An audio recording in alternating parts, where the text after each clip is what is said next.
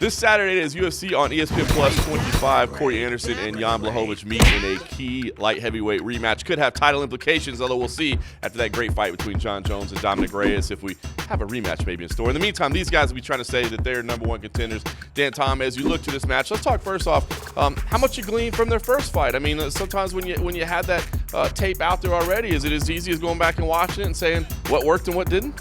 Yeah, I recently went back to watch that first fight, and boy, does time fly. I mean, it was back at UFC 191, September of 2015, so almost 5 years later, right? It's going down, but the stakes are arguably higher this time.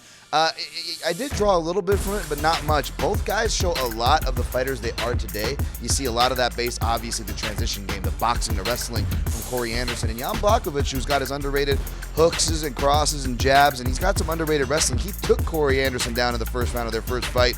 He's improved that further. So they're the same fighters. They're just much better versions of themselves. Yeah, I definitely agree with that, except for the nickname. I don't know, overtime. You got to keep it beast in 25-8, man. I don't know what we did there. All right, well, we talked about, all right, it's the legendary Polish power, right, of Jan, who's going to try to get it done against, as you said, this new and improved, kind of this better version of Corey Anderson, who believes that he's finally ready to challenge for the title. And, by the way, he's sticking his hand in the air and saying, I'm not going to stay quiet about it anymore. Even Dana White said, I know this guy's mad at me and wants a title shot. So tell me, Dan Tom, who gets this thing done? Who gets to say, let me be number one at 205? It's tough. I haven't picked against Jan Blachowicz since his fight against Alexander Gustafsson. So if you look at his record, it's been pretty, he's made me look not too bad, Jan Blachowicz has. I'm a big fan of the Polish power, John, but honestly, I think his progressions have been more like a steadily rising tide, whereas Corey Anderson in this recent winning streak, whether it's out wrestling guys like Pat Cummings, who has higher accolades than him, to knocking out Johnny Walker, he's more like a tidal wave, it's feeling like.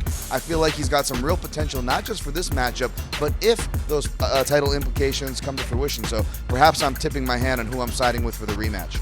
I like it. All right, well, so what are we saying? Is this thing getting done inside the distance? Are we getting the finish here? How's this fight going to play out? That's the thing. I feel like Jan Blachowicz has improved his wrestling. Like I said, he's done it over in Poland. We've seen it in fights like Luke Rockhold, Jacare Souza over in Brazil. I think he can stymie Anderson enough, but I don't know how long he can fight it off. I don't think he can get submitted or stopped on the ground. It is a 5-round fight, unlike a 3. That being said, John, I still think it actually does go the distance here. Jan Blachowicz is a hard guy to finish, but if Jan wins, then, well, I don't know if we're going to see the scorecards, put it that way. Yeah, no question about it. All right, well, listen, if you want to see the full details on how Dan Tom got to his conclusions, of course, check it out on MMA Junkie, and keep it locked for full coverage. We'll have Matt Erickson out there in New Mexico for this card in Rio Rancho.